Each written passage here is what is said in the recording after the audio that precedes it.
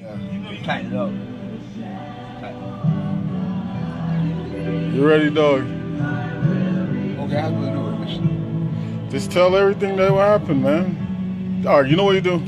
Tell like you want to explain to somebody so that they don't make the same mistake, and tell what God has done for you, dog. What you really feel what God has done for you. Okay. Well, hi, my name is Peter Robinson. I went through a tragedy. I got shot 8 times, being in the wrong place at the wrong time. When I got to Florida Hospital, I was worried about me dying. I had went out for heart stopped beating 3.98 seconds. I came back. That was an ambulance. The doctor told me, the doctors came to see me. I got one shot in the stomach, lower abdomen, and the bullet came large in my ribs on the side. Went through my stomach, passed through my stomach. And one of the nurses there, and she was standing back when all the doctors coming in looking at me to see how I'm doing and stuff. And she was just shaking her head. So later on afterwards, she came in my room again. She was by herself, and I asked her, I said, ma'am, I said, do you know me or something? She said, no, I don't know you.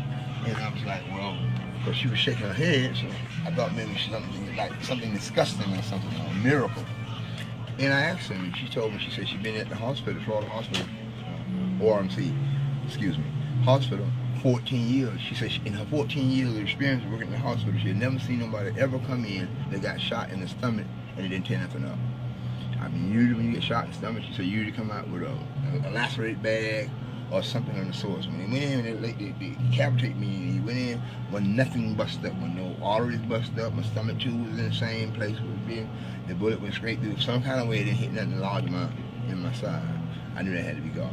Amen. The woman said, and she also said, I don't get into much Christian stuff. She said, but I know it's got to be somebody for you to get hit in the stomach and don't tear nothing up. Come on, man. You know what I'm saying? I knew then that God had gave me a second chance. And I'm just saying this in behalf of anybody, you know what I'm saying? Don't wait to go through what I went through. You know what I'm saying? It's a God, truly a God, and miracles, it's Him. He is miracles. And I just want to get His testimony, and maybe I can encourage somebody to do better and look at the #1 person in control. You got the cigarette? Thank you. Get your ass over here. What's the words, man? A cursing? Yeah, Rasta. Hey, Pete. Yeah, Rasta, man. You just peeing Do you feel like God has something for you to do, man? Yes, I do.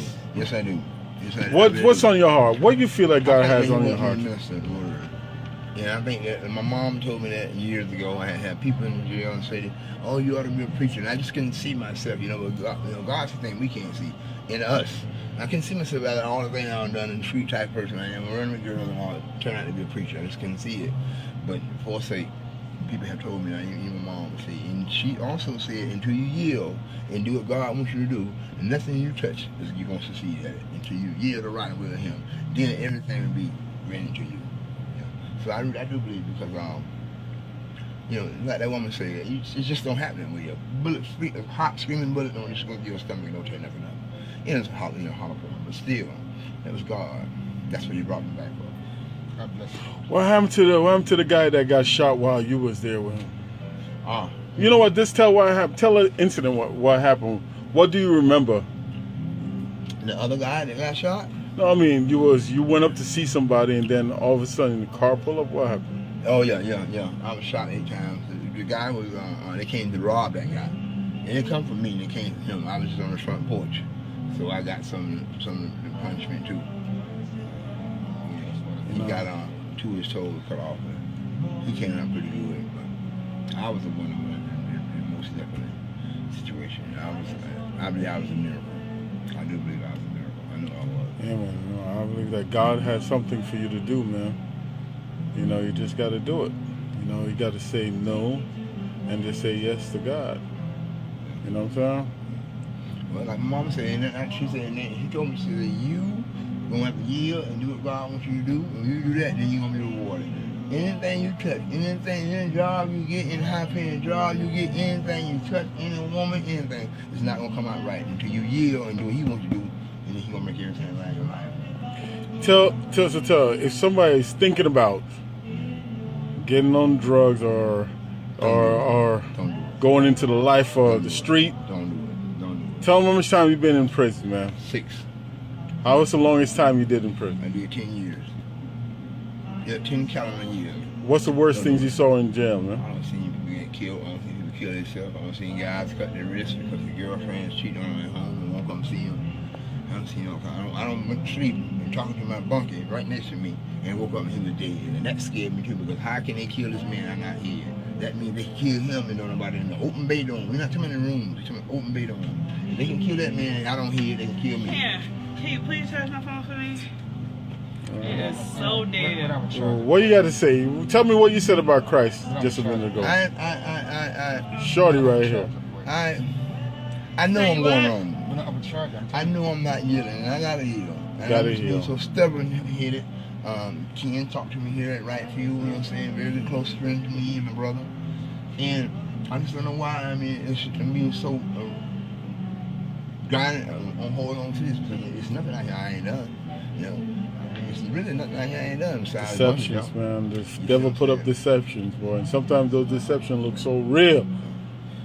And that the sin and the lust is so good to the body. It's very hard to walk away from that because your body wants it. Yeah. But- But when you ain't never felt nothing from the other side, it's like new. It's like a man going into a dark hole. You know what I'm saying? If you've never been in there, you're gonna be scared. If you've been there before, then you're not. All right, so we're going to end this, you know, for, all right. Testimony like the church. Now I'm gonna get ready Right to beside go the ice machine. and take my medicine for Outside. my blood clot. Outside.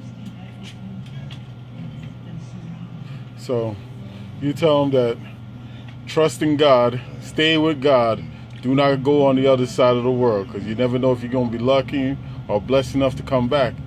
That's right. Well, it's like something like the thing about the footstep. And the man asked God, he said, well, every time in my life when I was going through struggle, I only seen one set of footprints. And God told him, say, you only see one set of footprints, but that's the time I was carrying you.